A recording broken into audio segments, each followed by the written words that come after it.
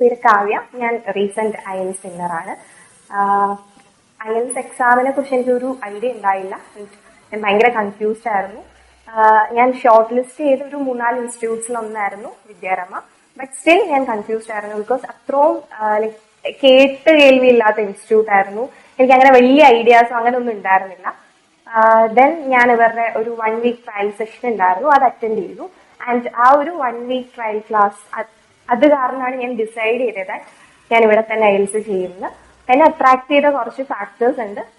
അതിൽ first one എന്ന് പറയുന്നത് ഭയങ്കര ഫ്രണ്ട്ലി ആയിരുന്നു. നമുക്ക് എന്ത് ഡൗട്ട് ഉണ്ടെങ്കിലും എന്തുണ്ടെങ്കിലും ഭയങ്കര ഓപ്പൺ ആയിട്ട് അത് കമ്മ്യൂണിക്കേറ്റ് ചെയ്യാൻ പറ്റുമായിരുന്നു.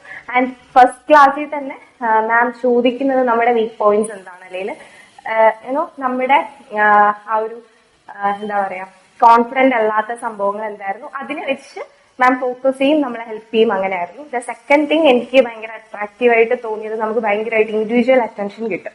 ലൈക്ക് ഞാൻ അന്വേഷിച്ച ബാക്കി ഇൻസ്റ്റിറ്റ്യൂട്ട്സിൽ നമുക്ക് ഇൻഡിവിജ്വൽ ആയിട്ടുള്ള ട്രെയിനിങ് വേണമെങ്കിൽ അതിന് എക്സ്ട്രാ പേയ്മെന്റ് ആൻഡ് സംഭവങ്ങളായിരുന്നു. ബട്ട് ഹിയർ അങ്ങനെ മെൻഷൻ ചെയ്തിട്ടൊന്നുമില്ല. ബട്ട് ഒരു ക്ലാസ്സിൽ ഒരു 5 to 7 മെമ്പേഴ്സ് ഉണ്ടെങ്കിൽ ഓരോരുത്തർക്കും ഭയങ്കരമായിട്ടുള്ള ഇൻഡിവിജ്വൽ അറ്റൻഷൻ കിട്ടും. ഈവൻ സ്പീക്കിംഗ് സെഷൻസ് ആണെങ്കിൽ തന്നെ ഇൻഡിവിജ്വലി നമുക്ക് നമ്മളെ വിളിച്ച് അങ്ങനെ ഭയങ്കര ഞാനെന്ന വ്യക്തിക്ക് അത് ഭയങ്കര യൂസ്ഫുൾ ആയിട്ട് തോന്നി. എനിക്കത് ഭയങ്കര എഫക്റ്റീവ് ആയിരുന്നു. സോ ഒബ്വിയസ്ലി ഞാൻ പ്രിഫർ ചെയ്യും ദിസ് ഇൻസ്റ്റിറ്റ്യൂട്ട്. Thank you.